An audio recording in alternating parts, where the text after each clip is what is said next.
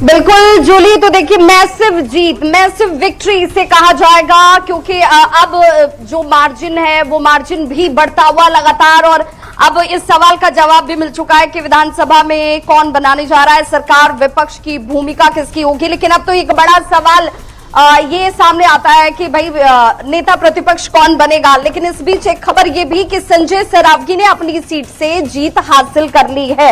आप लोगों ने इतनी मैसिव विक्ट्री की तरफ आगे कदम बढ़ा दिया है कि नेता प्रतिपक्ष कौन बनेगा, अब ये सवाल हो गया। देखिए, पंजीकृत अपराधी चारा चोर लालू प्रसाद यादव जी के दोनों लाल अपना चुनाव हार रहे हैं और बिहार की जनता का मैंडेट बिल्कुल स्पष्ट है। और जैसा मैंने आपको पहले ही कहा था कि हम लोग 2010 के आंकड़े को पार करेंगे, देखिए हम लोग आंकड़े की तरफ उस तरफ बढ़ने लग गए। और एक कहा जाता है, कहावत है, हिस्ट्री रिपीट इटसेल्फ। 2010 में उसी राघोपुर से आदरणीय राबड़ी देवी हारी थी और तेजस्वी यादव जी भी अपनी, बिल्कुल मतलब ये 2025 में तेजस्वी अपनी सीट लूज करेंगे यहाँ इस राघोपुर से। राघोपुर में तेजस्वी की इस हार के बाद क्या उनके लिए राजनीतिक तौर पर भी अब चुनौतियां खड़ी होंगी? नहीं, आपने तेजस्वी यादव जी के बयान को सुना होगा, वो हमेशा कहते थे कि मेरी उम्र कम है।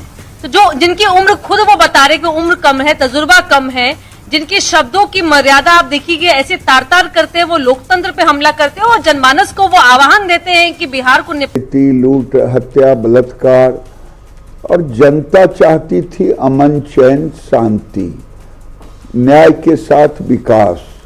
इधर नरेंद्र मोदी और नीतीश कुमार पर लोगों ने भरोसा किया। बिल्कुल गिरिराज जी, एगो सवाल हमरो अछि जे ओना नीतीश मोदी के जोड़ी के पर जे छै जनता मुहर लगा देलकै, लेकिन अहाँ के हिसाब से सबसे पैघ जे फैक्टर रहल है ई जीत के, एते बड़का जन समर्थन के, सबसे पैघ फैक्टर की छले?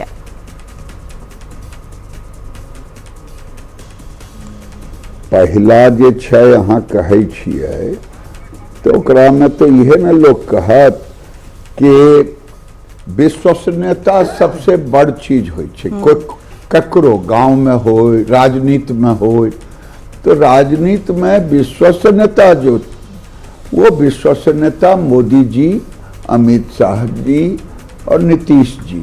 लेकिन मोदी जी और नीतीश जी की जोड़ी लगी बिहार में। दूसरा, महिला सशक्तिकरण, और ये सशक्तिकरण नीतीश कुमार जी ने कोई 10,000 रुपया आज नहीं, आप देखिए आरक्षण दिया पंचायती व्यवस्था चुनाव में 50%, फिर आगे नौकरी में दिया, फिर वर्ल्ड बैंक से पैसा लेकर के उन्होंने जीविका का गठन किया। लेकिन लालू जी अपने 15 साल में गरीब महिलाओं का कोई सशक्तिकरण नहीं किया। उन्होंने बच्चियों को पढ़ने के लिए साइकिल, ड्रेस और उसके लिए जन्म से लेकर के शादी तक पैसा दिया। आप एक दिन में किसी की विश्वसनीयता नहीं बनती है।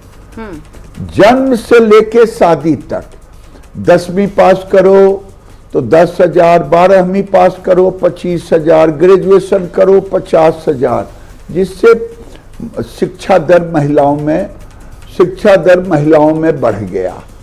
अब उसके बाद जब जीविका का गठन किया तो कांग्रेस की दिल्ली में सरकार थी, लालू यादव भी थे, केवल 145 करोड़ रुपया इन्होंने बैंक लिंकेज दिया।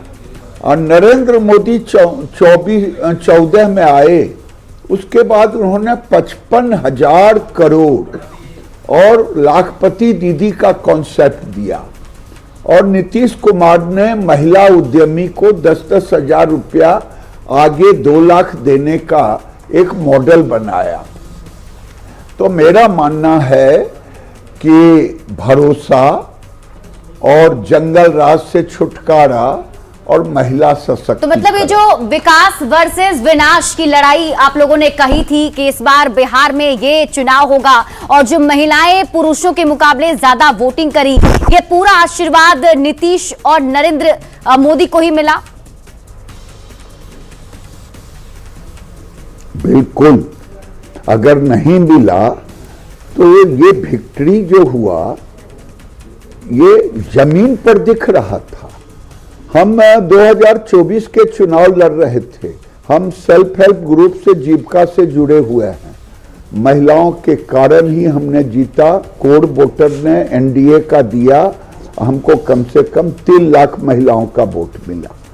तो मैं अंदाज लगा रहा था उसी कि बगल में समस्तीपुर, खगड़िया और जहां जहां घूमा वहां जब मैं मीटिंग में जीविका की भीड़ होती थी, उनसे पूछता था तो वाइब्रेशन था। तो मुझे लग गया कि महिला सशक्तिकरण, पंचायती राज, नौकरी से लेकर के जीविका तक। बिल्कुल गिरिराज जी, एगो और सवाल ई छल जे चलो बीजेपी पर, एनडीए पर, जेडीयू पर जनता के मुहर लगा देल गेलै है, लेकिन महागठबंधन के जे हालत है 2 अंक पर एखन तक सिमट गेलै कि महागठबंधन के अंदर खाना जे कलह रहे, सीट के लऽ कऽ अहाँ को खींचतान रहे, या जे फ्रेंडली कथित जे फ्रेंडली फाइट छलै कि ओकर नुकसान झेलऽ पड़ि रहल छै महागठबंधन के?